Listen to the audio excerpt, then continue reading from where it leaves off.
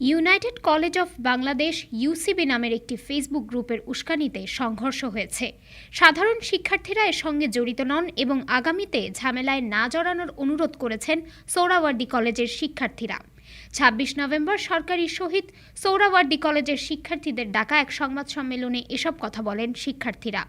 এ সময় সোহরাওয়ার্দী কলেজের শিক্ষার্থী লিখন ইসলাম হামলা, ভাঙচুর ও লুটপাটের ঘটনার তীব্র নিন্দা জানিয়ে বলেন, ২৫ নভেম্বর শিক্ষার্থীদের উস্কে দিয়ে তৃতীয় পক্ষ মোল্লা কলেজের দিকে নিয়ে গিয়ে সেখানে হামলা করে।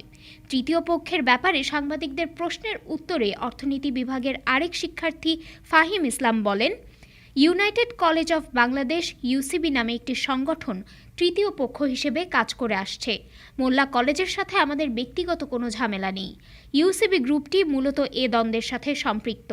এর আগে ২৫ নভেম্বর দুপুরে ডক্টর মাহবুবুর রহমান মোল্লা কলেজ ব্যবস্থাপনা পরিচালক স্বাক্ষরিত এক প্রেস বিজ্ঞপ্তিতে জানানো হয়, নিষিদ্ধ সংগঠন ছাত্রলীগের মদদে শিক্ষা প্রতিষ্ঠানে এক নৃশংস হামলা চালিয়েছে ৭ কলেজ শিক্ষার্থীদের ব্যানারে বহিরাগত একদল সন্ত্রাসী।